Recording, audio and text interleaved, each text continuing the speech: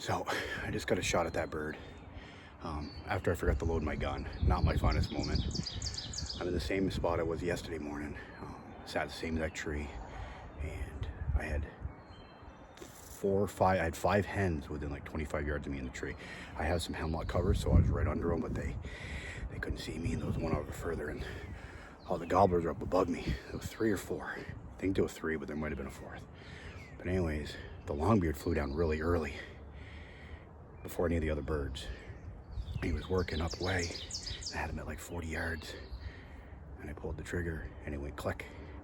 So I racked it, thinking I just didn't put one in, and I had never loaded my gun. That's what getting to 3 o'clock in the morning does to you. So anyways, I was able to get a shell in. I did get a shot on him. I see him flop up over.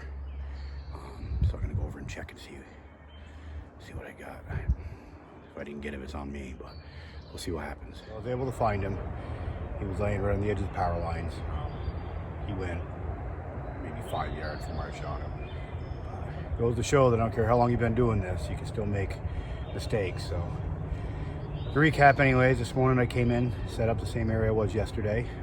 Yesterday the hens were in the same spot, but when they flew down, they flew off to my left, and all the gobblers stayed up on the top, and they went around the top and away from me, so I never got a chance to even see them.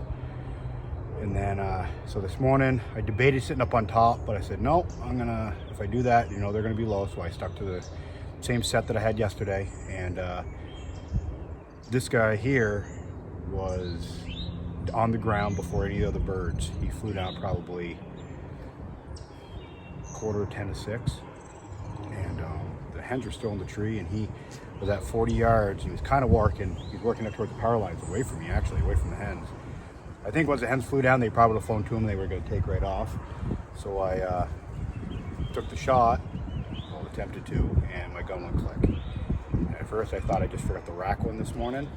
So I racked it, and he just kind of stopped, and I put it on him again and pulled the trigger, and another click. So I hadn't loaded my gun. So then I had to get a shell, get into it, get it racked. By this point, he'd moved out to probably 50 yards, and I took the shot because I had nothing to lose at that point, and he went up in the air. I see him kind of roll over. He got up and he took off a little bit. So I was like, all right. So I just sat there for a minute, did some calling, kind of gathered myself on what just happened, kind of cursed myself for pulling that mistake. And I said, well, I'll go over and see what I got. And I went over, and he was laying there. I thought I had heard him flopping a little bit, but I wasn't sure. So anyways, he's 20.5 pounds with a 10-inch beard, about 7/8 inch spurs. So solid 2-year-old. A fun hunt.